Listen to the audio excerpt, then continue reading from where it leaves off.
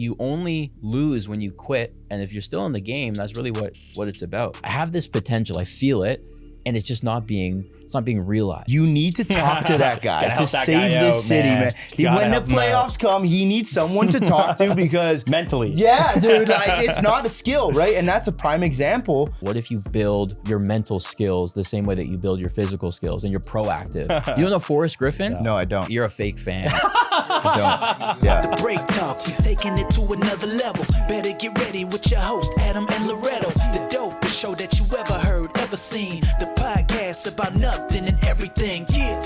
Break the break talk. Yeah. Break the break talk.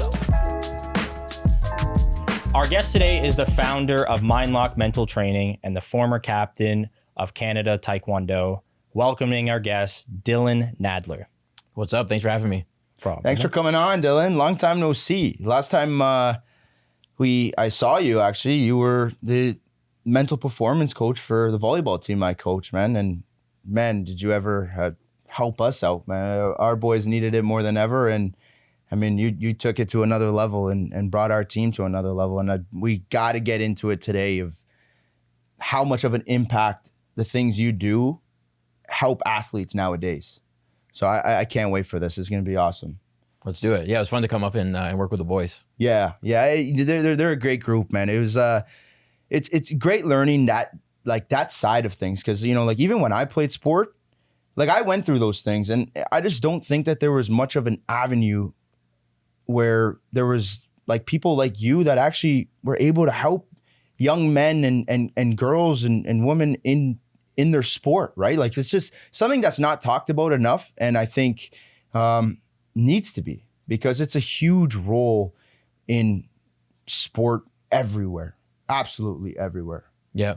There's it's not mainstream enough yet. I think it'll get there at a certain place where kind of working on the mental side of sport is a little bit more popular. But that's kind of like my whole big thing is that there's a huge discrepancy these days between like the impact of the mental game on sport compared to the emphasis we place on actually like developing those mental skills, right? And when that discrepancy exists, a lot of the time underperformance stems from that. So, that feeling of being prepared, but kind of dropping the ball and not performing at the level that you're kind of expected to, usually it comes from that discrepancy between, how much work went into the physical side of the training compared to the mental side. And when that's not even, we run into problems that we see all the time. You should, I don't know if this is ever a reach or whatever, but we got to get you to a guy named Austin Matthews. And you need to talk to that guy to save this city, man. When the playoffs come, he needs someone to talk to because mentally. Yeah, dude, like it's not a skill, right? And that's a prime example of like how important what you do is nowadays, because like between media and pressure and everything that it involves with sport, there's so much that build up in athletes' heads. Like before this year, I think Aaron Judge even had a whole thing of like, playoffs come around and Aaron Judge goes missing, right? And obviously Matthews, we know that the fact that he doesn't show up in the playoffs, but it's not skill. It's not that they're lacking skill. It's just like mentally, I think that they're in their head, and maybe they do need more resources or needs to be talked about more in this side of sports. I don't know. Yeah, I think like especially at the highest level, like NHL, NBA, like every team has a sports psychologist that's kind of on their roster. But the problem, at least what I've noticed or what I've heard kind of firsthand, is that they're kind of seen as a little bit more like clinical. Like they're going to treat, if you're feeling depressed or if you're really struggling with something, then you can book an appointment or you can reach out. And that's not necessarily my approach. Like my whole thing isn't that you need to wait until there's a big problem to kind of seek out the help. It's like, well, what if you build your mental skills the same way that you build your physical skills, and you're proactive and you're excited about it and it's consistent, right? So when it's seen as more of a medical thing, it's not that Austin Matthews doesn't have a sports psychologist on the Leafs. My question would be, how often does that psychologist meet with the athletes? Do the athletes have to book with them, once in a while if they feel like they need it, which is so hard to do because your ego's involved and it's not even, it's not my mind. I just need to fix this or fix that. It's like my approach is a little bit different, which is like make it consistent, make it kind of fun to do, and everybody's participating in it at the same time, and you kind of take the stigma out of it. But that's the problem. It's not that the resources aren't there at the high level. At a lower level, the resources aren't there. Like the average team doesn't have somebody like that, but even the teams that do I would love to know how often they're actually being utilized, because if I had to guess, it's not nearly enough. The Break Talk podcast is brought to you by Skilled Trades College. Looking to get involved with the trades but don't know where to start? Where can you find all the info, Loreto? Head over to skilledtradescollege.ca and get the skills to pay the bills. How much would you see an athlete? Like what? I know it might range from different sports and athletes and all that stuff, but like how often would you talk to an athlete? On the low end, once every couple of weeks. On the high end, once a week. But depending on the situation, like if it's a fighter and we're deep into a fight camp, or there's a big event coming up, it could be like multiple times throughout the week, right? It just kind of depends on the situation. But for me, like at bare minimum, like it has to be once every couple of weeks, or else too much time passes by. Like imagine you only went to the gym like once a month, right? Like it's okay. You'll be better than the person that never works out, but you're not going to notice a ton of progress. Now, you don't need to work out 3 times a day because you're going to burn yourself out. So it's not necessarily like more is better, but it's better than nothing, right? So some sort of consistency is important there, at least the way that I see it. Yeah. So you yourself, you were a former athlete and fighter as well. Where did you and when did you start that? Like I'm assuming that goes back like when you were younger as a kid. Yeah. My parents put me in Taekwondo when I was 5. And it was like the first sport that I did. I did that and I played house league soccer. Those were like my two things that soccer didn't work out. I did. I was pretty good. Oh yeah. But I was Adam said the same thing. Adam said the same. He played house league soccer and it just we don't talk about that I was anymore. a fat kid. They threw me in net. They're like, save the ball, do something. My parents paid for it. I had to do something, right? That's funny. I was pretty good. I was better though. I was better at Taekwondo. So my parents put me on when I was 5, and then like I don't know how much you guys know about like the martial arts world, but like a lot of those schools like karate, taekwondo, like they're very recreational. It's not what you think. You don't just sign up for a karate taekwondo place and it's like killers off the bat. It's especially nowadays, it's very like, you've heard the term like McDojo kind of, right? Like it's a kind of a popular thing. You show up, you get your belts, you pay your membership and that's it. And that's where I found myself. I wouldn't go as far as to call it like a McDojo. Like we were learning good things and good fundamentals, but we didn't do the thing that I wanted to do most, which was actually like compete and spar. Like that was my favorite part. Like I could kick the targets and I could like learn some drills, and I did that for like 5 or 6 years. Like I got my black belt when I was 10. My first one, because now I'm like a 4th degree black belt, but when I got my first black belt, I was 10. And I just like, it kind of hit me one day. I'm like, I don't really like coming here anymore. Like I want to compete, I want to spar, and like the school I was at, they didn't do that. So credit to the master that was there at the time. Is I think a lot of people would have been selfish and say like, we'll find a way, like we'll figure it out, we'll whatever. But he was honest. He's like, listen, like we don't have the program that you're looking for. Like you want to compete, that's great.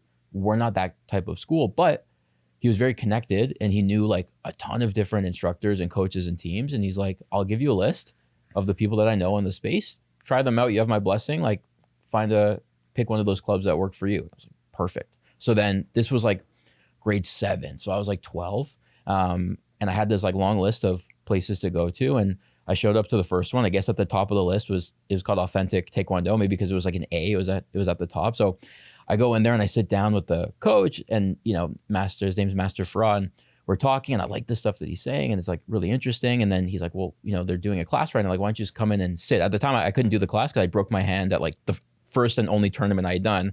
I like blocked a kick with an open hand, which is like a total no-no. And I broke my hand. So I just couldn't participate in the class. But I sat in with this like cast on my hand and I'm watching the instructor teach the class. And he had everybody lined up in front of mirrors.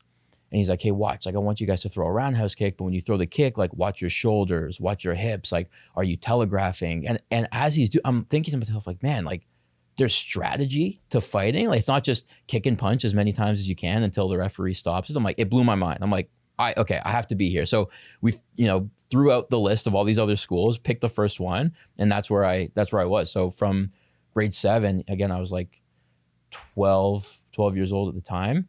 That's where I went, and that's where I started the competitive side of my Taekwondo career. And from there, I didn't have a lot of the fundamental skills. I wasn't nearly where the other athletes my age were, just because they had done it the right kind of way for a long time. So I was far behind, but I caught up pretty quickly. So you were far behind in grade 7? Oh, so far behind. Like, are you actually sparring at that age? Like actually, Like you're hitting kids, like kicking them, punching them, all that stuff? Yeah, there's rules. Like there's like at that age, there's no headshots. So you kind of keep it to the body. But I think when you reach, they kind of keep changing it. But at like, I think by the 8th grade, we were doing full contact headshots, like knockouts, stuff like that. That's crazy. There's a difference between like learning the fundamentals of kicking and punching and being able to actually like spar and fight and compete. So like the athletes that were there, because a lot of us were the same age, like they were at this gym for like, years longer than I was. So I kind of had to learn like the right way to do things. So, I was really bad when I got there and I had a lot to learn, but very quickly I kind of caught up and was able to do a lot of like cool things with it. Well, you definitely had to buy into it. You were obviously into it, which puts you, like the next step, right? Like if you're saying like you were sitting in a class with a broken hand, you're obviously, you're not just a kid that's just kind of there just because. You obviously wanted to get better, right? Like it's not, you weren't the normal breed is what I'm trying to say. Like a lot of kids wouldn't just sit there at the age of 14 with a broken hand and watch them, like kick in a mirror and watch themselves kick. Yeah, I think like for me, I had felt so frustrated with feeling like I had this potential. And it's kind of the conversation I had with that coach, with Master Farah, when I sat in. He asked me, he's like, well, what's your goal for, in Taekwondo? Like, what do you want? And I thought about it and I'm like, man, I don't care whether it's like provincials or nationals or Olympics. Like, I just want to be like the best version of myself I could be. I felt like I was sitting on this potential. Like, that's really why I was so frustrated with the years building up to me leaving that first club and joining the second. I'm like, I've got something. I have this potential. I feel it. And it's just not being realized. So I'm like, I don't care where it takes me, but I need to know that like I maxed out on it. Like I need to know what I'm capable of. So that's why I was so pumped to go there. And even though I was so bad at the start, because I knew I was in the right place, it made it worth it. Like I'll put in the work. I'll do what I need to do. I have the right training partners and teammates and coaches. Like I'll hustle because I know that I'm in the right place where if I do the work, like I will achieve that version of myself that I've been looking for. And I knew that at that point, like no matter where it took me, even though I wanted to go as far as I possibly could, like if I can be at that place where I've kind of maxed out on my potential, like I will be happy. Right. So when did you have like that like realization where you were like, okay, I'm actually like, you caught up, you're getting good at this, and like now you're getting to that next level where you're competing and start winning? Like how long did it take to get to that point? It's a good question. I was getting beat up a lot at the club, but we were going to tournaments like once a month. So we were going to tournaments all over like Ontario. We go to like Niagara, we go like everywhere and just going to these like local events kind of once a month. And I had always I like came second a couple of times, third, but I'd never won like a tournament. And I remember I had a year until provincials came around, which was going to be in the summer. Because when I joined the club, it was January. So I basically had until August to prep for like the first ever like provincials, like my first Holy thing. Shit, that's like no time. Yeah, well, I remember. So when I got there, that first day when I was sitting in at the club, there was a team of athletes that were the same age as me, and they were getting ready for nationals, which were going to be in Winnipeg that year. And I remember I was thinking like, oh my God, like you're telling me, like I was almost starstruck by like these people I'd never met before. I'm like, wait, you're my age, and you guys are going to get on a plane and represent like Team Ontario at nationals, like in another. I was like blown away. I was like, I need to be there. So I was like, I obviously had missed that one. So there was one like the next January. So that was kind of like my first goal. Like, how can I, be at this nationals? And the only way to get there was to qualify through medaling at provincials. So that was kind of my goal. And I had lost every tournament up until one before. Like provincials was August. There was one last event in Niagara in July. That was the one that I won. It kind of flipped the switch. Like, okay, I can do this. Like I think, and I say this all the time, but there's a difference between thinking you can do something and knowing that you can. I had thought that I could up until that moment, but after I had won that one local tournament in Niagara, it kind of flipped the switch. Like, oh, I know I can win these things. And then a month later, I went to provincials. I won. A few months later, nationals in Vancouver, I won.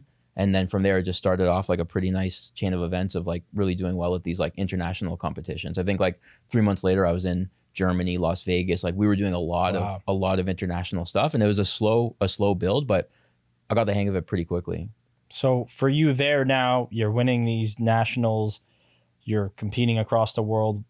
You're still around the age, what, 12, 13? Around that time? So it was like grade 8, grade 9. Okay. That's a fast turnover. That's crazy. That's crazy. And then from there, like, what's the next step? You're sitting there, you're winning, You're obviously heavily invested into that. What's the next step for you from that?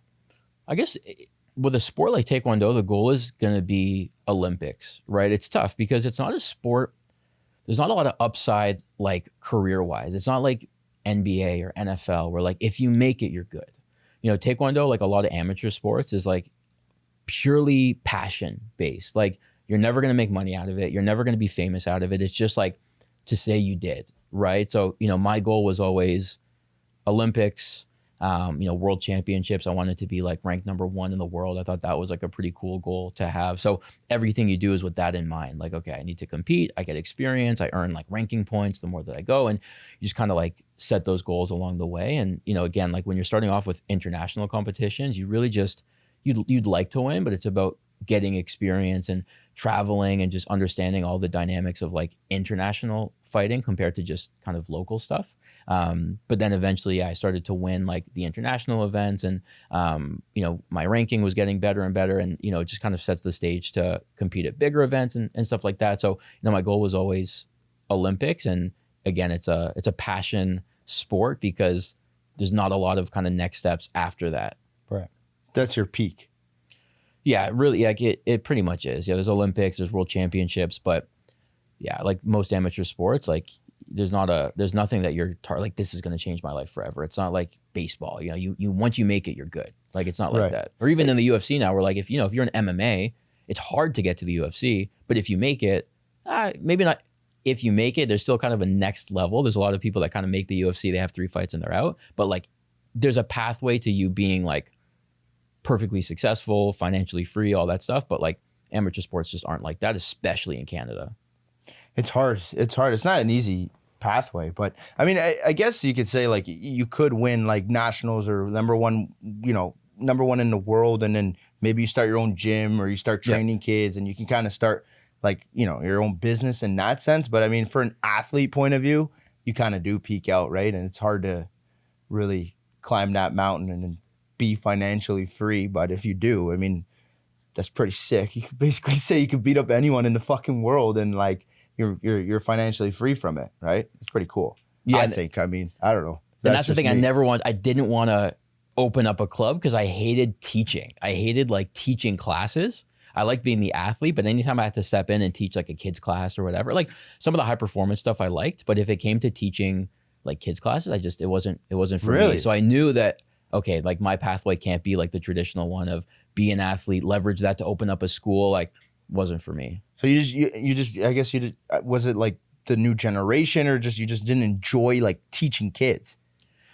I didn't mind like the competitive stuff, but I don't know, it kind of felt like babysitting. Like it's tough. Like yeah, they're not that serious. I find like anytime you're working with kids, which is funny because like I have youth clients that I actually really like working with, but it's different, I guess, in the way that I do it. But like with kids, either you're passionate about it or you're not. Like a teacher, you know what I mean? Like if you're a school teacher, like you're just built different. Like you're passionate about like teaching kids, but if you're not going to be a great teacher, right? So it's the same thing with like being a swimming coach or a martial arts instructor. Like either you enjoy working with kids or you don't, and it just wasn't something that I enjoyed, especially being at such a high level. It was hard for me to come down and teach like super basic things when I'm looking at it from like a different lens all the time.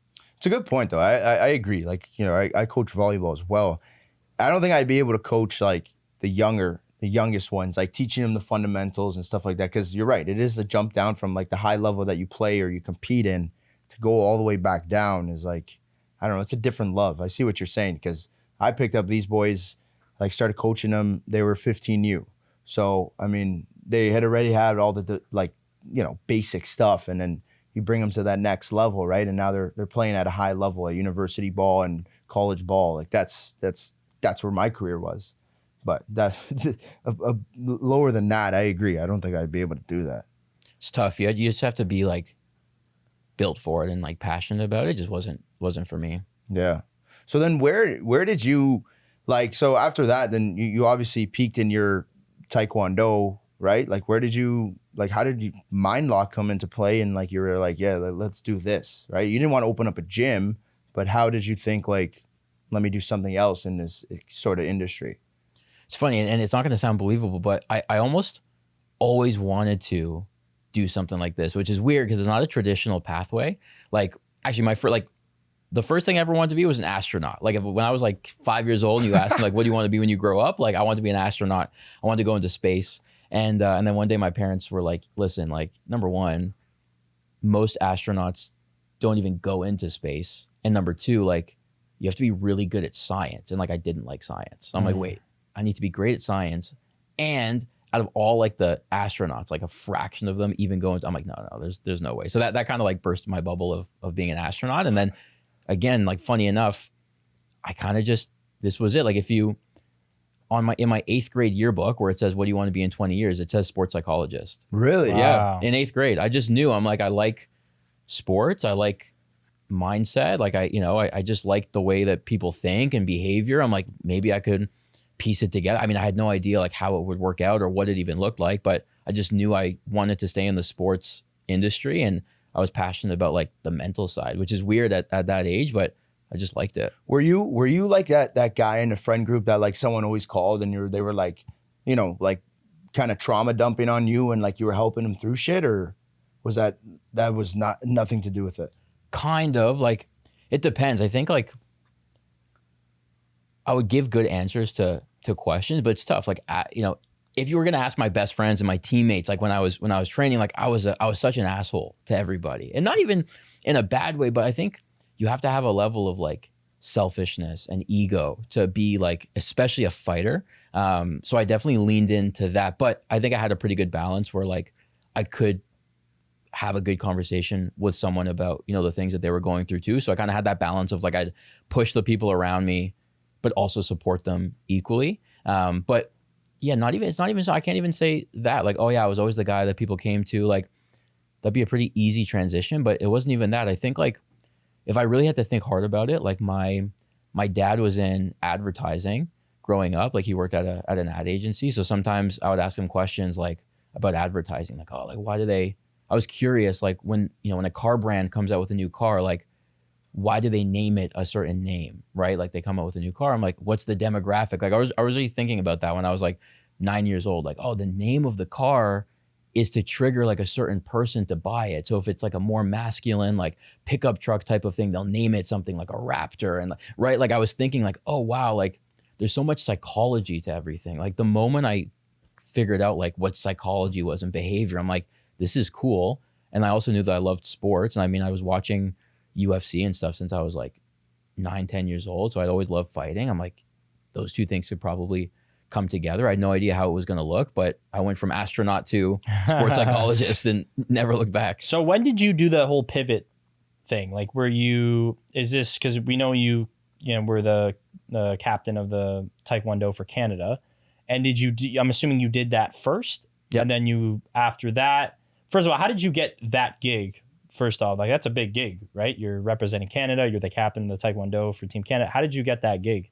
I had to fight for it. Like I had to go to a competition. It was a nationals and just a simple fight off. Like whoever wins nationals makes the national team. And then I was just selected to be captain of the national team because I'd been on the national team before. I'd had a lot of international success. Mm-hmm. So I guess just through that experience, like I had to earn my way into the national team. And then I was selected as the captain for it, just from the head coach at the time who was running the show, to just be like the captain. So it's not really, it's kind of just like their choice or what they decide. But yeah.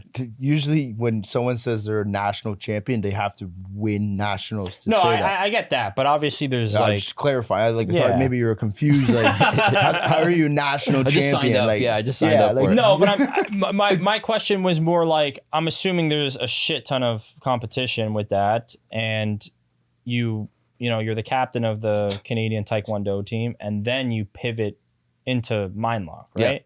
So was MindLock always, but was sports psychology was obviously always the idea around that time? Because obviously you thought about this when you were super young.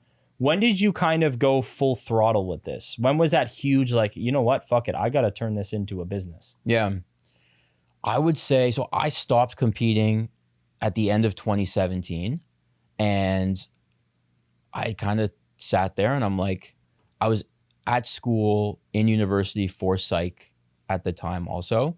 And I'd had this idea and I had some free time. It had been like only a couple months, honestly. Like by the time I had launched MindLock was like February of 2018, and I stopped competing in like November of 2017. So really only a few months. And I remember sitting there and I'm like, man, like, let me just make a website. Like, let me go on Wix and just like, I'm like, I was just like feeling creative. I was like in my living room. I'm like, let me just make a website. I'm like, one day I'm going to like do this. So I might as well, like, even if I just make a website for the sake of it, and like 10 years from now, I'm like, let me just make a website. And then I start making this website. I'm like, this looks pretty good. So then in this website, I keep referencing this like phantom program, mental training program. It didn't exist, but I'm just like, this looks good too.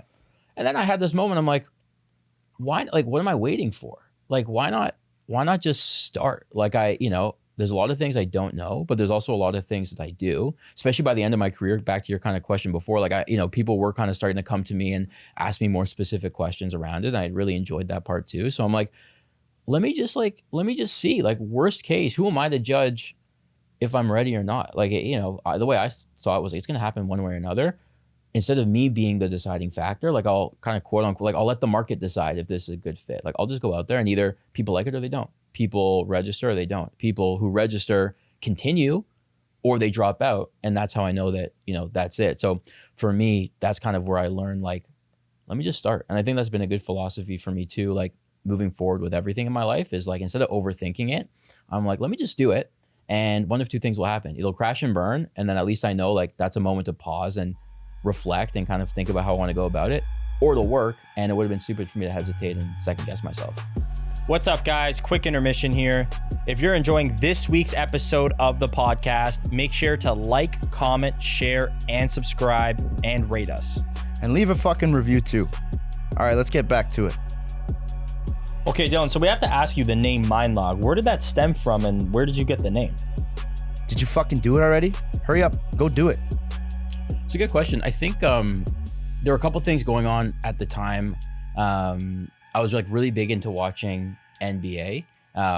This was like right before the Raptors playoff run, because this was like 2018. But I found like the announcers were always using the term like locked in. Like, anytime someone was like really in the zone and focused, they were always using the term locked in. And that really resonated with me I just liked the term. So there was always something in the back of my mind. And when I was thinking about different names, I'm like, what could it be? Like Mind Game. Well, actually, at first, it wasn't MindLock. I called it like Dylan Nadler something, because I thought like, I'll put my name on. And then it was just a bad name. I had to like rebrand later on. Like, this sucks. Like, this just sounds bad. What was it? Dylan Nadler what? We want another name. It was Dylan S. Nadler. So here's the thing. I read somewhere that like when people publish things, like if you add in like a middle initial, you sound smarter. I'm like, oh, let me go, because my middle name's Sam. So I'm like, Dylan S. Nadler, sports psychology, which I end up getting in trouble with because I can't say sports psychology because it's a protected term, right? I'm not a psychologist. I'm a mental performance coach. So I got in trouble for the name. Well, this is before I got in trouble for the name, but the whole name sucked. Dylan S. Nadler. I was like, this sucks. You didn't have ChatGPT back then. Didn't have ChatGPT at all.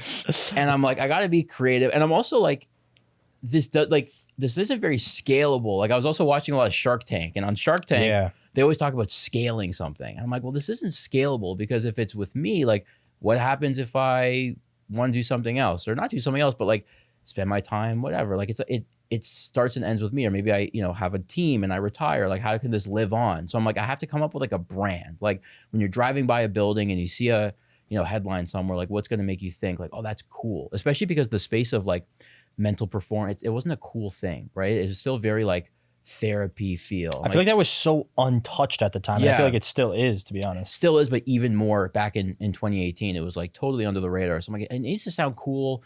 So I'm like, Mind Game, Mind what? I'm like, yeah, but I don't want it to sound like too playful.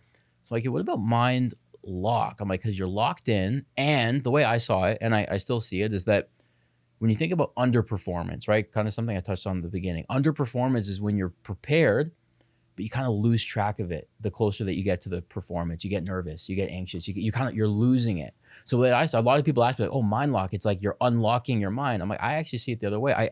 You're locking it in. Like, you take all the work that you've done, all the prep that you've done, and you're almost surrounding it with this like chamber, this like force field. You're protecting all the work that you've done. So when I think of mind locking, kind of where I came up with the name, it wasn't about unlocking anything. It was about like locking it in. Like, take the work that you've done and lock that in, So you take that to the competition and you do the job you're supposed to do. Whereas a lot of people who underperform, they lose track of that and they're not able to do the things that they want to do. They're losing. It's like, no, we need to lock that in, and kind of with everything else kind of mixed in. I'm like, yeah, this is the name. I did a quick Google. Does this exist? No, perfect. That was beautiful. Yeah. That was fucking like, that was well said. Thanks, man. I'm surprised it wasn't taken, because that's like a really cool, short, simple. Nowadays people would probably try to search that up and they're like, yeah, it's taken. Yeah, it's taken. We have to But think, then again, it's like, at the time, and this is a generalization because it's not maybe 100% accurate, but it's not a brand, right? Like it's not like a Nike or an Under Armour or a Harvey's. Like it was anything mental training related is very like psychologist, psychiatry. It's a person's name and their practice, right? So, that's the thing that you'll find is like a lot of like people in that industry, like they just owned a practice and it was named after them, or it was named like something similar, right? So that was also kind of a big part of my motivation, especially starting so young, because when I started it, I was 19, right? So I'm like, I didn't know anything about the industry, which was good because it gave me this kind of like blissful ignorance where I just didn't know what to do, what not to do, what other people were doing. I just kind of did what I thought made sense. I'm like,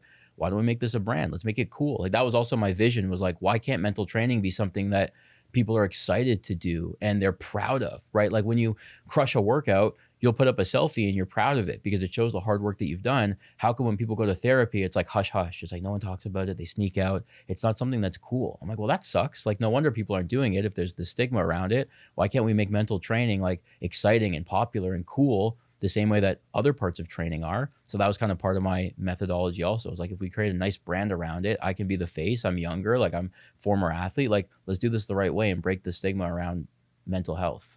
I think that's huge, man. You know what? I will say, and this is non-biased, like, I had met you through, my team coming to you and you giving them the mental performance coaching that you did. And there was a different bond between like me and the boys and you and the boys. And yeah, my buddy and I teach them volleyball, but they looked at you in a completely different way. And it was like they looked up to you and respected everything that came out of your mouth. And they were proud that like they had that. They were like flexing it. Like they're reposting everything on their story. They loved when we said like we had like, team film with MindLock and stuff like that. Like they loved it. And, it's such a big thing nowadays. Like you said, like people are just almost not like ashamed or like hush hush about like therapy and stuff like that. But it's a real thing. And self-talk in sports is huge. And anybody who's watching this and you've played sports, at any point in a game, a practice, your career, at anything, you've had negative thoughts. And they hold you back from performing at 100%. And it's just a fact. There's nothing that you can say to convince me that you're mentally tough, that nothing bothers you. The crowd doesn't bother you. You missed a shot, it doesn't bother you. You messed something up, it doesn't bother you. It does. Whether you tell yourself it doesn't, or it does. And to have someone like you like represent the boys I coach was so awesome, because they were actually proud to talk about some things that, Rez and I couldn't get out of them. Do you know what I mean? Like we never saw that side of them. You brought out a different side of them and we were like, holy shit, like I didn't even know that side of them. I didn't even know that they were thinking that before a game. I wish I could have helped or understood what they were feeling, right? Because it's such a hidden thing. And you're right. I don't think it should be. And it should be something that, you flex. Like, I had a fucking workout with MindLock. Like I was talking to Dylan, I did this and I played lights out. Yeah. And it was because of that. Yeah. Thanks, man. No, that means a lot. I think like there's also a difference when someone comes in and like that's their only role, right? Like again, as a coach, as a skills coach, you're totally capable of like motivating the group and encouraging them, right? It's not to say that normal coaches don't have the capacity to help a little bit, but it's also like it's too much at once from the same person, I think, right? Like when you're, being coached on your technique and then they're also trying to tell you to stay motivated and believe in yourself. It's like, okay, yeah. It's like, when your parent tells you something versus another adult, but they say the same thing, but you listen to them instead. Sometimes you just need a different voice. You need someone you can kind of resonate with. And I think like that's the benefit of starting it kind of as young as I did too. It's like people can look at me and associate with me. They don't look at me as someone that's like way on the outskirts of the sport, right? And that's the other problem, kind of going back to the whole like, Maple Leafs thing, or all these kind of big organizations that have their sports psychologists on the roster, is like, what does the average sports psychologist look like and sound like, and what's their experience? They're, again, it's a generalization, but they're probably more academic than they are sport experience, right? They've probably spent more time in a classroom than they have on the ice or in the ring, which isn't a bad thing, but it's hard to resonate with that. They're probably much older, right? And again, hard to resonate with that. So when you sit down, I mean, if I was 18 and I'm sitting down with this like 62-year-old psychologist and he's trying to ask me about like, what do you mean you cut weight? Isn't that unhealthy? I'm like, right away, I think when you sit down and talk to someone, whether this is in sport or just like you meet someone new, like probably within the first half of a sentence, you're like, oh, this person gets me or they don't, or we're similar or we're not. Right away, you meet someone, you're like, oh, this is kind of like my people, or you're not, right? So, for me, I'm really appreciative of like all the elements that I have going on where I can, talk to athletes, whether you're a, 36-year-old UFC fighter or you're a 10-year-old hockey player, like I can kind of meet you where you're at and you're going to feel comfortable and you don't have to worry about like, oh, this is going to feel like school. Oh, this is going to feel like a chore. Like it shouldn't. If we're doing it the right way, it should be fun. You should be learning a lot from it, but the more you're enjoying it, the better you're going to do. It by no means should it ever feel like too schooly. Yeah. And how do you adapt from like sport to sport? Because obviously you did Taekwondo growing up and like that was kind of like your thing. And like fighting, obviously you could probably connect to quote unquote the most. But I mean, I saw it firsthand that you connected in the sport of volleyball, which you've never really played other than probably like elementary school and stuff like that. But how were you able to like just switch sports and just be like, I know what you're talking about? It's a good question. I guess everyone has like their own thing that they're just like weirdly good at. And for me, like that's one of those things. You can put me in a situation and like I'll just get it. Like it could be a sport. It could be like watching people like act in a movie. I'm like, oh, I get it. Like I can kind of put myself in those shoes and understand, kind of how you're feeling and kind of use that to figure out what the next steps are. So it's tougher, like especially when I was getting started, like I like to keep it to just combat sports. So it was MMA, it was Taekwondo, it was jiu-jitsu, it was a lot of combat. And then, the more I started to branch out, I'm like, okay, the principles are very similar. The only thing that changes are the details. Now, that's my responsibility to learn those details. So again, the same thing that made me a good athlete, I think makes me good in this space is like, I'll do my studying, like I'll figure things out. So, even though I had no experience with volleyball before working with your guys, it's like, but that doesn't have to stop me from learning about it. Like, why can't I take 3 hours over the weekend and just watch a bunch of volleyball film and just like, watch interviews of people that have like, it's not that hard. You just have to do the work, right? Yeah. But if you come in and you're like, oh, I don't really need to know the specifics. The moment you bring up a specific term in volleyball and I'm like, hey, what's that mean? You lose the room, right? That's like the moment you're like, hey, let's talk about, getting an ace on the serve. Like, oh, what's that? Everyone's like, oh, this guy, right? You don't need to be an expert. That's kind of the way I approach this. I don't need to be an expert in every sport of every client that I have, but like I need to have a fundamental understanding. And once I have a fundamental understanding of the details of the sport, I can apply the principles that I know, which are, like you said, things like self-talk, things like goal setting, things like being able to, flip a negative to a positive, things like resilience. Those are things that we can apply to different athletes, different industries, even sport and non-sport. The details are where you get them, and a little bit of studying goes a long way. Yeah, you even came out to a couple practices and tryouts, I even remember, and you were just giving us a second point. I remember at tryouts, a second point of view of like the mental side of maybe what that kid was feeling and what he was going through, because being at tryouts is a nerve-wracking thing. You're not going to get the top performance from kids at tryouts, and we felt like we were lacking that. And like to have you there was just like, that kid's skills there, but like something's off, and you'd be like, well, he's just straight up nervous. You can see, I saw he messed up before, and it's like, he's kind of trying to bounce back right now, but he's thrown off. And it's like, to understand that side, it changed our team completely, right? It gave us a whole new like point of view of like, it's not just skill. It's like, can they perform? Like how they handle pressure. It's like a crazy thing. Like even for you, dude, like think about like going up on stage and like doing the bodybuilding that you do. Like, you have what, 30 seconds up there? Yeah. So you train years, you put your body through hell and like you work your ass off and it comes down to 30 seconds.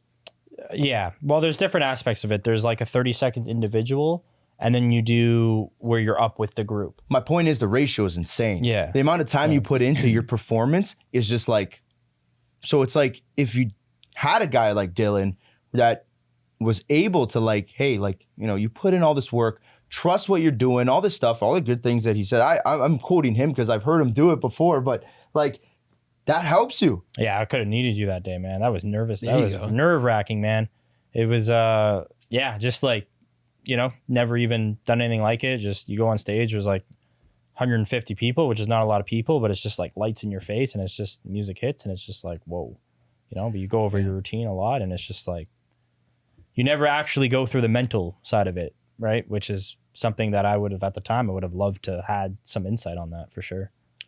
I think that's a key point that applies not just to the stuff that you were doing, but to all athletes everywhere. Like how many times you see online people talk about like the lights were too bright, the lights were bright. You know that meme? Like the lights were brighter than I expected. But it's true. Like you have to understand when you train, you're spending hours and hours and hours training. But where are you? Right? You're training at your gym, with your teammates, with your coaches, on the mats that you know. The smell is familiar. The locker room is comfortable. So you might have done 1,000 hours of prep, but in the space that you're most comfortable with, right? The moment you step into an unfamiliar space and now the floor feels a little different, the sound echoes differently, the lights are in your face, there's people staring at you, which you're not used to.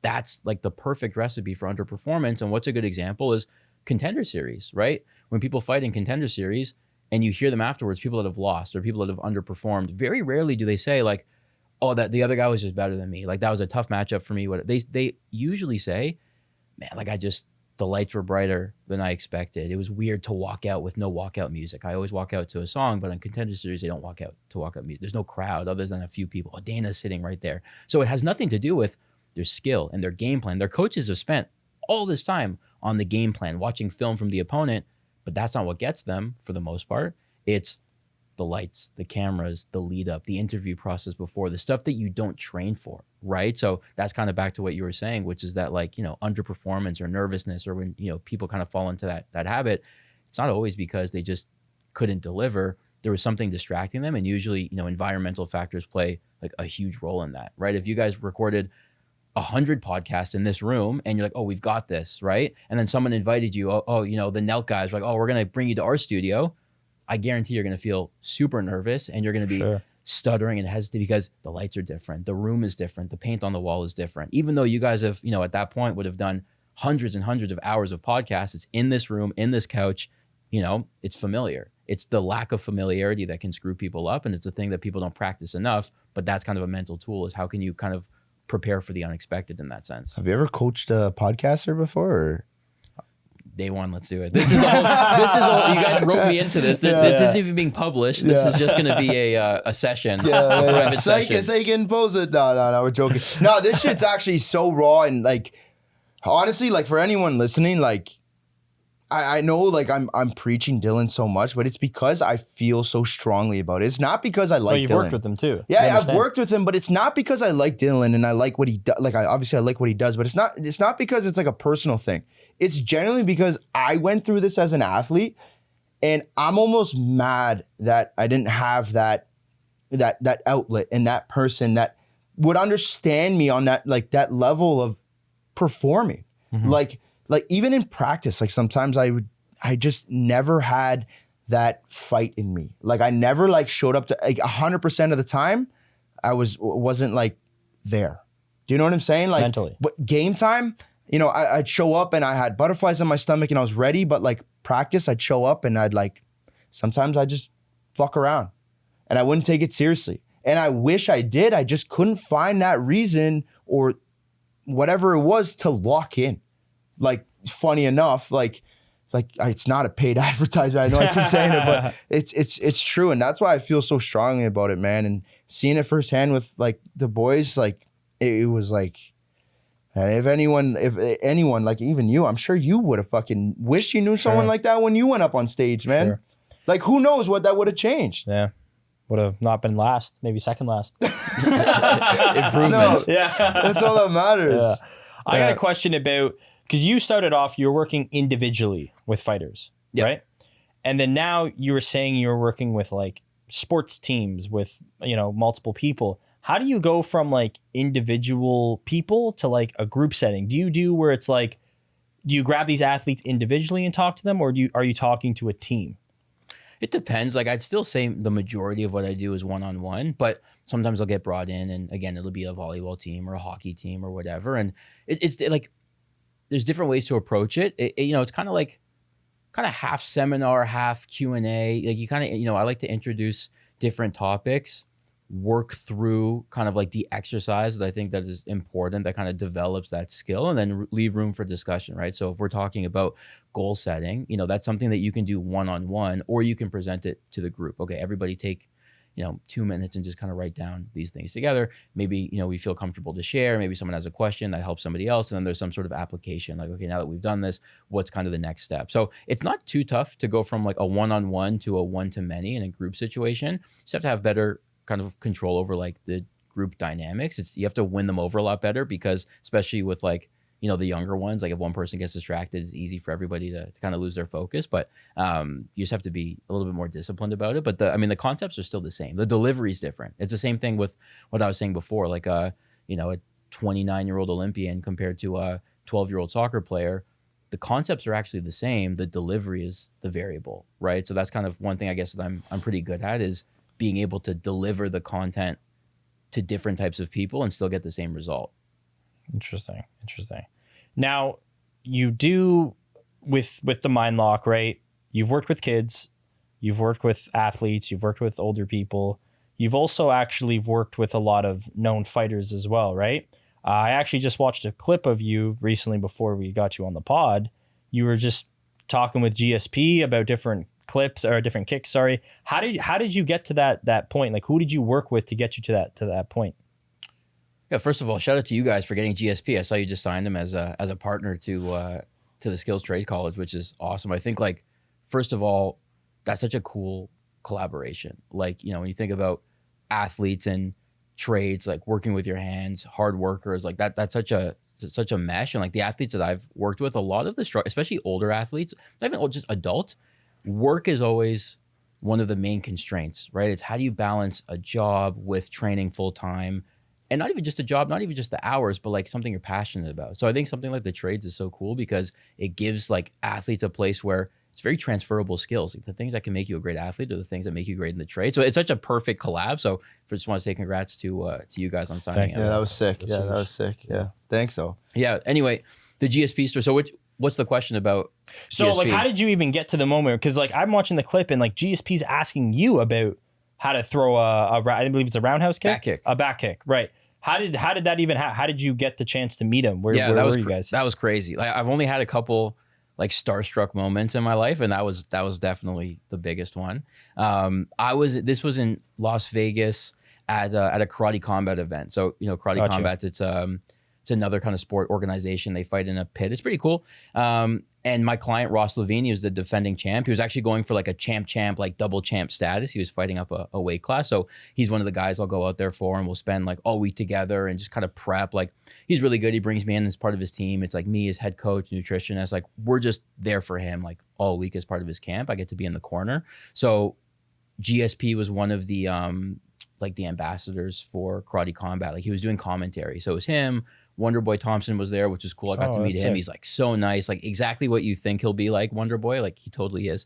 So Wonder Boy was there, and GSP walks in, and it was crazy because it wasn't like a fan like meet and greet. Like we were just there for the weigh-in. The only people in this room were like the athletes and the coaches. So he comes up there, and I'm like, man, I got to find a way to like say what's up to this guy and meet him. So I kind of snuck around, and I had this picture on my phone because I had a feeling, like I saw they announced that GSP was going to be there ahead of time because they cycle through. Sometimes Lyoto Machida's there. Like they have a few high level guys that commentate. So I had this picture on my phone of a hand wrap that he had sent me, a signed one back in the day, because I think, and I don't know 100% how it works. Maybe you guys can ask him if you see him. He used to do at the end of his camps for his fights, he would sign his hand wraps and send them to people. And I don't know how my name got thrown in the mix. I think my mom maybe knew someone that was like his coach or something, but I had just won the US Open Taekwondo tournament like that same year, which was like a really big, out of all the international open class tournaments, like the US Open is probably one of the biggest, if not the biggest. And I had won it. And I think it was the year I'd won it back to back. I'd won it twice in a row, which was like pretty cool at the time. And I guess he caught wind of it. And I was one of the people that he sent a signed like hand wrap to. So I was like, that's sick. 13. Like I still have it in my office.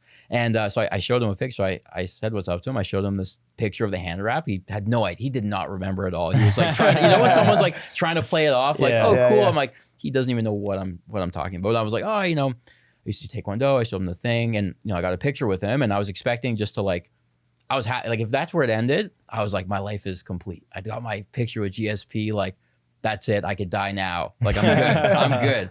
And as I'm leaving, like, he's standing there, Bas Rudin's standing there, and he stops me. He goes, you did Taekwondo. Like, help me figure out this back kick thing. Help. Did you say help? To me, he's like, yeah. He's like, when you throw your back kick, how do you throw it? Like, do you turn? Because he's saying, Joe Rogan has a really strong back kick, but he opens his hips. That was the question. It's hard to see because I have a video on my page. It's hard to hear it, but that's his question: is when you throw a back kick, do you open your hips up or do you keep them closed? And kind of my whole thing to him was like, when you open your hips up, which is the way that Joe Rogan does it, it kind of looks like a side kick at the end. But the problem is you leave yourself too open if you miss. So if you open yourself up too much and you miss, your body's all over the place. You have no balance and you're kind of in a really vulnerable spot. If you keep it a little bit tight, you keep your knees closer together and you throw it almost like a horse kick, like behind you, and you just kind of look over your shoulder, you can hit it stronger. You're hitting with your heel and you can exit like right away. So that's what we were talking about, the difference between like a Taekwondo style back kick versus other ones. And Joe Rogan, I was just like, man, this is cool. And then someone was there and they were recording the whole thing. I'm like, yep, this is perfect. I was like the most annoying I'd ever been because one of the guys that was recording it was my client, Ross Levine, like his video guy. And he had caught it, like the video, and he was so busy editing because he was only there to edit like this vlog that we were recording all week for Ross's fight camp. So he's busy like all night. He's editing stuff because we were trying to post an episode a day, which is tough to do. And I was there and I was like, man, like, you got that video, right? He's like, yeah. I'm like, could I get it? Like, could you airdrop it to me? He's like, yeah. Okay. So I was like the most annoying I'd ever been. I was like in my background, I'm like, what if he loses it? I needed the video. But yeah, that was the story of not just meeting him, but having like a full conversation. And I can confidently say that I've helped GSP with his back kick, which is nuts. That's crazy to think about. That's surreal. Like that's a surreal moment. Is there any other athletes you met along the way? Like, not obviously, maybe not the GSP level, but like surreal moments where you're like, holy fuck, like this might actually be panning out to my, my dreams of when I was a kid. Like this is actually coming full circle. Yeah. So there were two moments. Like I said, the GSP was the second moment, but the first time I was ever starstruck was I had a phone call with Forrest Griffin, which was insane because when I first started watching UFC and like 100% you don't know who that is. No, I actually don't. You don't know Forrest Griffin? No, I don't. You're a fake fan. You're a bandwagon UFC. Yeah. I bet you started watching the McGregor 2016. Yeah. There's like a BC before Christ after. It's like before McGregor, That's me. After McGregor. Yeah. He's like, he was the first winner of Ultimate Fighter, the show. Like that I didn't know. The show I know about. I didn't know he was the winner. I know he's the reason why the Ultimate Fighter blew up the way he got. You should. Okay, if you've never watched that fight, oh yeah, Mr. Fucking Chiefs. Well, I mean, he's like an O.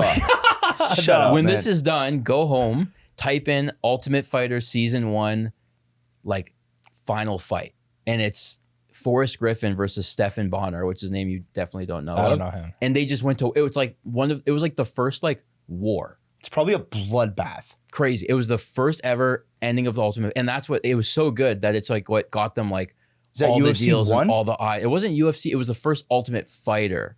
So it wasn't even. It's what made them like mainstream for the first time because they were on like Spike TV and like it was the first ever season. Like you'll be surprised how many OGs were on that season of Ultimate Fighter. But Forrest Griffin was like the guy. So when I started watching UFC in like 2009 or 10 or whatever it was, like. He was my first, before GSP, he was my first favorite fighter because I had seen like, it was when John Jones was on the come up. Like, I think it was the first fight I ever watched was like a Forrest Griffin. I'm like, oh, that guy's cool. Like, I just chose him as my favorite because he was like the guy. And anyway, long story short, I was working with a fighter, Cody Stamen, in the UFC, like really, really good guy, high level, top 10 at one point. And he had reshared something that I was doing, or a post that I had made. And I'd seen that Forrest Griffin like followed me out of it. I'm like, I thought it was a fake account. I'm like, there's no way Forrest Griffin like followed me. So I checked, and it's a real account, and I messaged him like, hey man, like, super, what an honor, like, because I saw he was like maybe coaching or whatever. I'm like, if you have any, like, this is what I do. Like, if you have any athletes or whatever, I'd love to just kind of like talk about it. And he's like, well, he's like, yeah, he's like, I run the PI. So he, the Performance Institute. Yeah. So he runs it. So that's how you might. Holy That's, shit. I guess, how he's more relevant to you now. So he runs like the UFC Performance Institute. He's like the head of crazy. everything. So yeah, I run the PI. Like, we're looking for like maybe some people to come in and help and work with the fighters there. Like, yeah, let's get on the call. So I remember like, and we had a few calls, but that first time I walked outside, and like, I actually took a screenshot, like as he had called me and his name showed up, like I had to take a screenshot on my phone of like Forrest Griffin calling me. I'm like, this is nuts. So that was like the first moment where I was like really starstruck. I'm like, I'm talking to this guy. Like, he's the reason why I started watching UFC, and now he's calling me about like potentially working at the PI and like with these fighters. And like, anyway, that's how I've been to the PI now a couple times. Like when I go to Vegas, and like, he'll take me in, he'll give me a tour. Like even last time I came with like my dad and my brother, he took us around. He's the nicest guy, meet some fighters out of there, but like, he's a good dude. But that was like the first starstruck moment that I had. And then getting to meet him in person last year at the Performance Institute was like just nuts. That's sick to hear. He's like, that's not the only one. Like, obviously him and GSP just so humble, and like you were telling the story earlier about, like GSP asking about the kick, and it's like GSP doesn't need to like go out of his way and learn something like that. Like, and this is no shame to you, but like, who the fuck are you to him, right? Just some random person. But it just goes to show you, like, he looks at everyone as a human being. Doesn't matter where you come from, what you look like, nothing. Like, it's just like, you're experiencing this maybe a little bit more than I am, which is crazy to think about, because you're like, GSP just asked me how to do this kick, and it's like, it's crazy to see. And then like the example you were just showing me now, where it's just like, he's running the Performance Institute, and it's almost like giving back to the way I see it, at least. It's like giving back to the athletes and developing this whole thing that they have access to,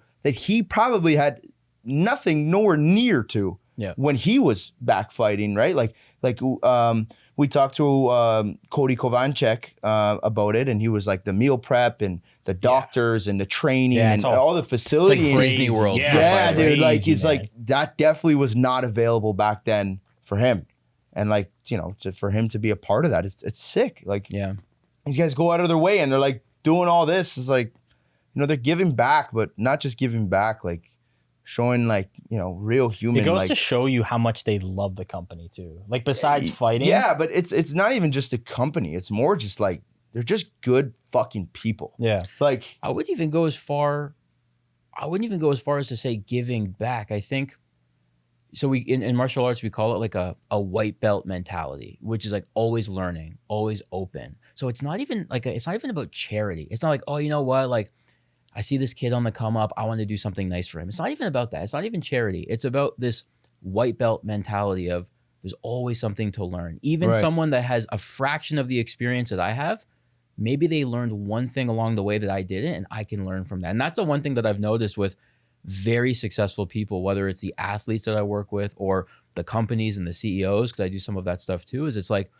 there's people at a certain level where they've reached a point of like, okay, I know it now. Like, whatever, you could talk your thing, but like, I know what I'm talking about. Like, I don't need to listen to you. And then you get to another level above it, which is like, again, like these examples of like, I can learn from anybody at any time. I don't care whether you're at the top, at the bottom, in between, like, I can learn something from you. And it's, again, in martial arts, we call it that white belt mentality, always open, always learning. There's always something I can get. And I think that's why they reach that level, because they never close themselves off, right? As long as you're always open to feedback. There's a difference between taking feedback and taking something personally. It doesn't mean that, the haters online are going to get to them because they're not taking it personally, but I'm open to feedback. I'll meet someone. If you're a specialist in something that I'm not a specialist in, I'll take advice for it, right? Maybe I've never missed weight as a fighter, but if you're a nutritionist, I'll ask you a question about carb loading, about, water, whatever, like I can learn, even if it's a little bit of it, you kind of like take what you want, leave the rest. Like that's one thing I've noticed with like very high performers, and the thing that they have that others don't is staying open, always willing to learn. And I think that's what kind of gets them from where they started to where they eventually become, and anything past that. I think that was the key thing, is just always willing to learn, right? And that's a huge key to success, man. You walk around thinking you know everything, man. Like, nobody wants to be around you, man. Nobody wants to be around that know-it-all. We actually, on the last episode, we were actually talking about like that know-it-all that walks into the job site, and it's just like, dude, fuck off. Like, you don't know it all. Like, just be ready to come to work, be willing to learn every single day, and work your ass off, and everything will pay off, right? And once you become a foreman and a boss and X, Y, and Z, like, you still fucking learn every single day of your life. You just learn from mistakes or from people and stuff. Like, as soon as you shut that stuff out, you peak as a person. You're just like, yeah, I don't want to hear anymore. I'm on top of the world. It's like, okay, be on your own top of the world. Like, you're on your own level, man. Like, Yeah, the world will move on without you at that point. Exactly. Like, who the fuck are you to do that? Bro, you were saying about the when Forrest Griffin called you, like, bro, when we had like, so GSP followed like the break talk, and like he just gave me a call. I was at work. He's like, bro, like check the Instagram. Fucking, I think I clicked his account like 10 times. Yep. He didn't even believe me. I did not. He was on the phone him, and he was just like, bro, no. And then like, There's like a I'm million like, no, fake he accounts, followed right? us. He followed us.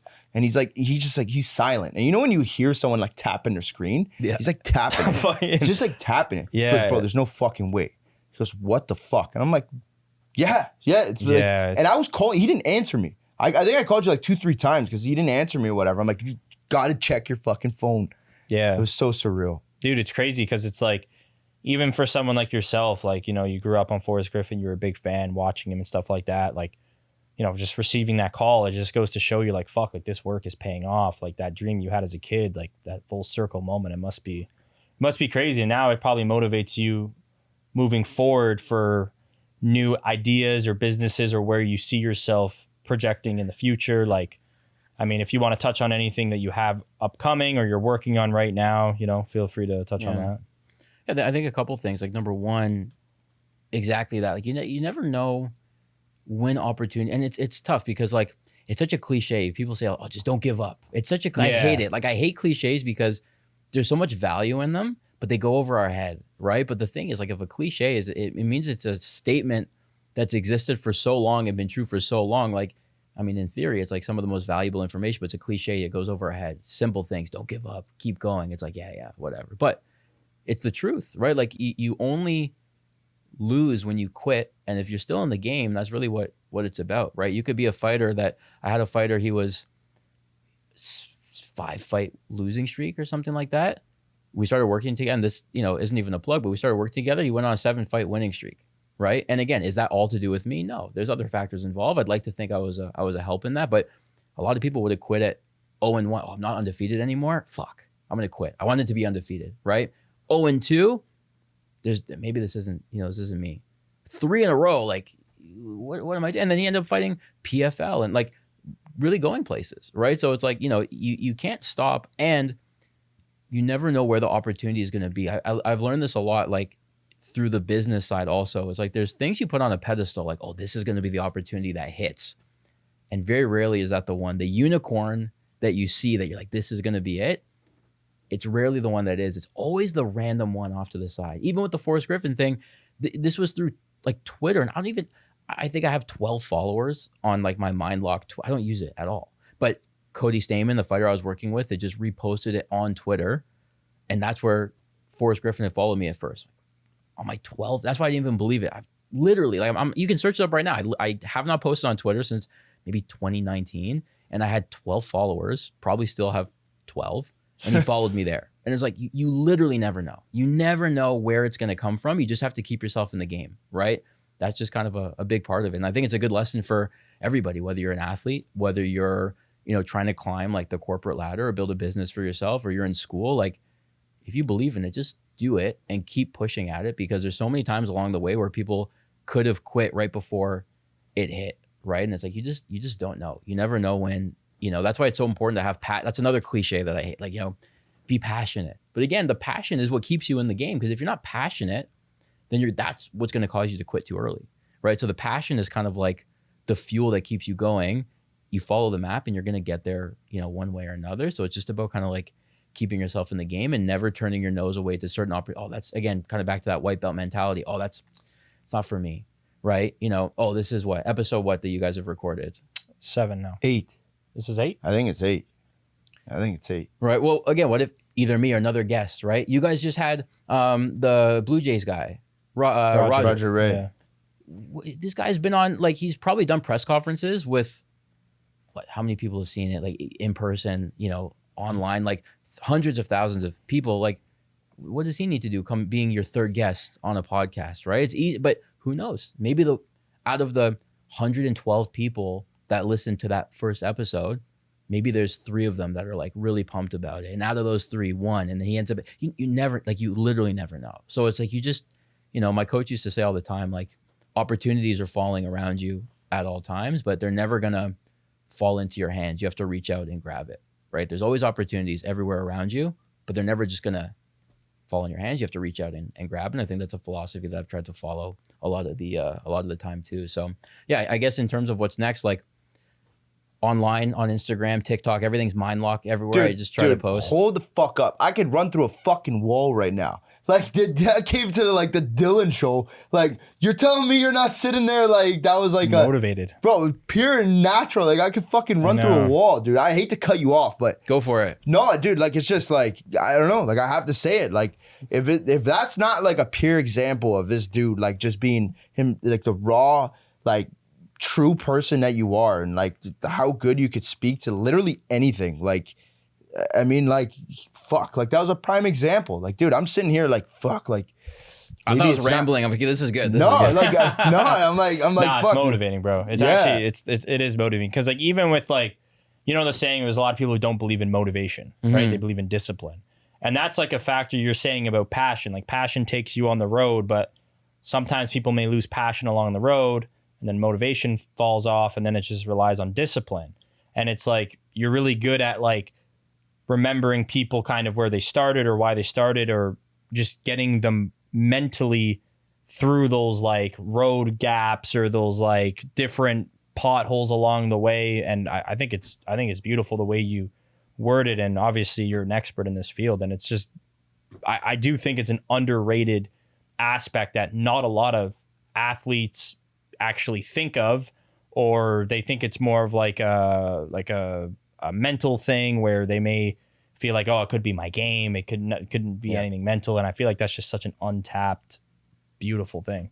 Thanks, man. Yeah, I think the goal for like, no matter what you do, could be work, could be sport, could be like the goal, and it kind of goes back to that conversation I had with my coach when I was 12. Like, the goal should always be to just be the best version of yourself. That's it. Because if you can accomplish that, the likelihood that you accomplish all the other things along the way goes way up, right? If you guys become like the best podcasters that you could possibly be, the guests will come, the views will come. But if you're prioritizing, we got to get this guest, we got to, do this view and say this thing, it doesn't guarantee the other way around, right? So it's like, you need to just prioritize growing and learning and developing. And like, I think that's where the satisfaction comes, because there's always more.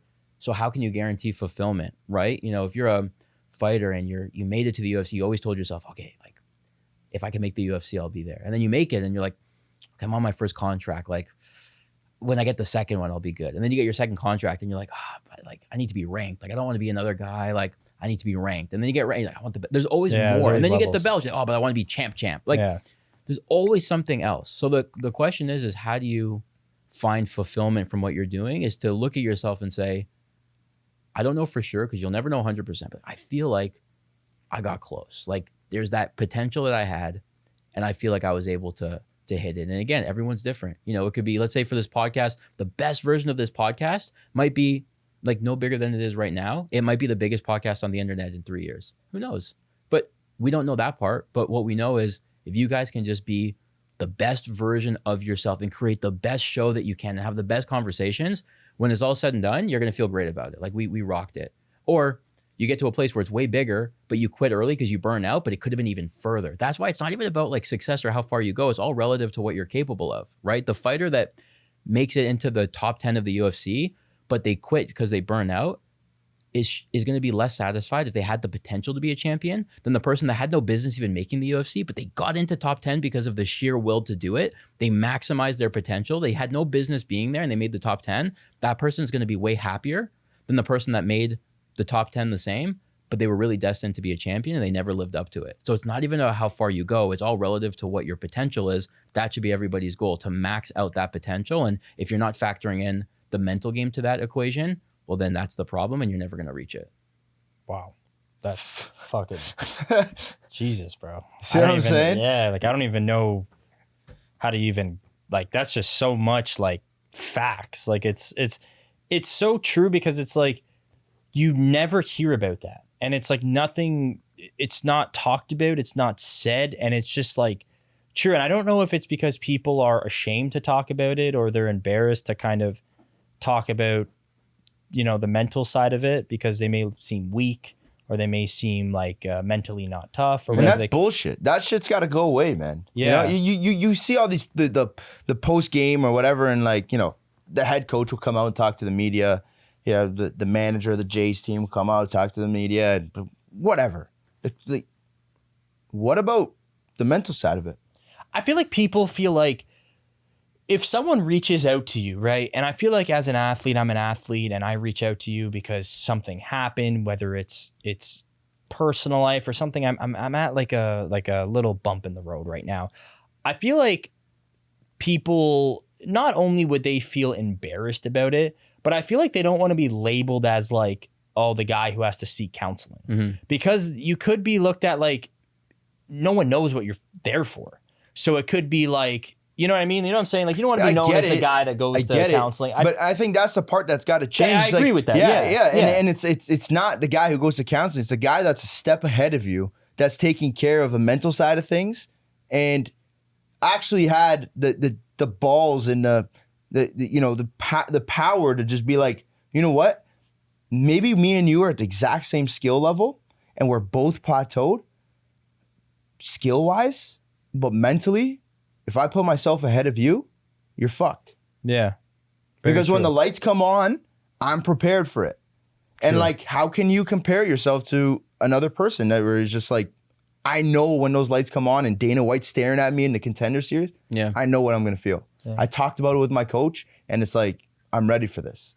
Yeah, I think there's also a sense of what's the alternative, right? Like stigmas aside, if you're consistently underperforming because you're nervous, you're anxious, you're choking under pressure, what's the alternative, right? It's like, you know, you're overweight, so you don't want to go to the gym because everyone's really fit and they're in their, you know, Lululemon kits and, you know, you're like self-conscious to go.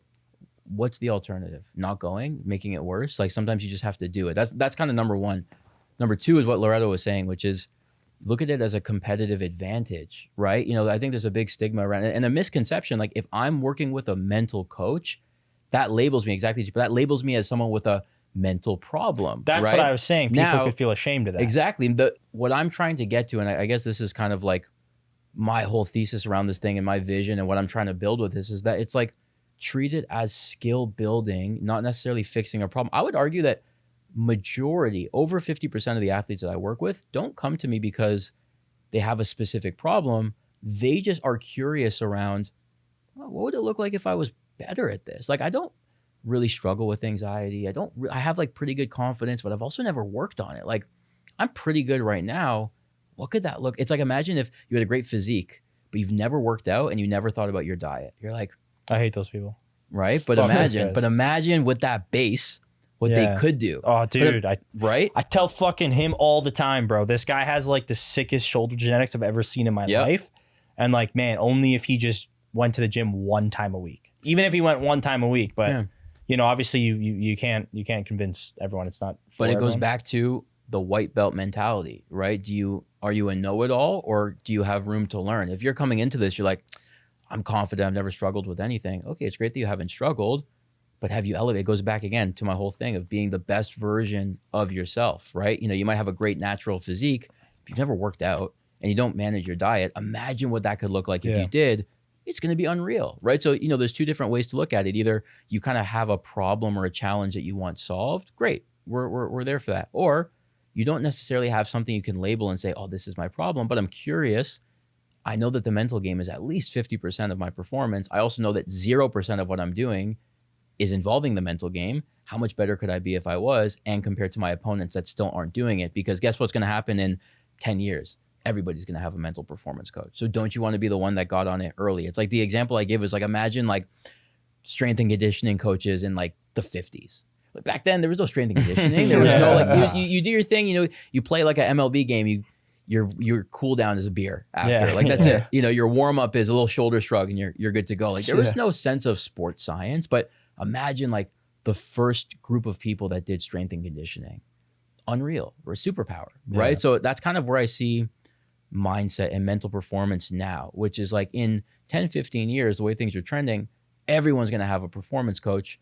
The question is, who was able to get in on that early real estate and have a real competitive advantage? Because if I've got one and you've got one, okay, we're kind of even now. But if I have one and you don't, crazy, right? So, for anyone listening to this and they're like, I've thought about it, but I don't want to be labeled as whatever. There's no labels. It's like going to be coached, right? Like you look at like a GSP, he's an amazing fighter. He's known for his takedowns. Does he just stop drilling? Imagine, he goes in and Faraz, his coach, like, hey, we're going to drill our takedowns. And he's like, no, I'm good at those. Yeah. You would never say that. You're like, well, I'm good at them, but I'd love to like keep sharpening it and find a new way to do it and find a new setup for it. Like that's that wipeout mentality is I'm good at it, but I keep training it. So if you find yourself like, I have a pretty good mindset, that's a great base. What could that look like if we train it in that specific way?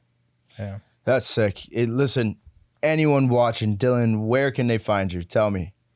Instagram, everything's on MindLock, at MindLock with an underscore, Instagram, TikTok. I just try to drop like some gems every once in a while, anytime I can, share some clips, like really just like make mindset accessible to everybody. Send me a DM. I'm always checking those. Sometimes people have really great questions or comments. Like I always like going back and forth. That's something people are scared of too, is like, what if I just send a DM? Like I'll get back to you like right away. Like there's no stupid questions. So, check me out. Instagram, TikTok, got a ton of content there. There's some links that route to other places, have a really cool like school community that, we're building as well. So everything starts with that at MindLock on pretty much all the platforms, except for my 12 followers on Twitter. The one of 12 is Forrest Griffin. Check out his website that he also made when he was 12. Yeah. Luckily, I have a different website. Yeah. We've graduated on from Wix. That's good, man. That's good. Listen, anybody who's watching, guys, this is real shit, man. This is Dylan from MindLock here. If you're playing sports, if you feel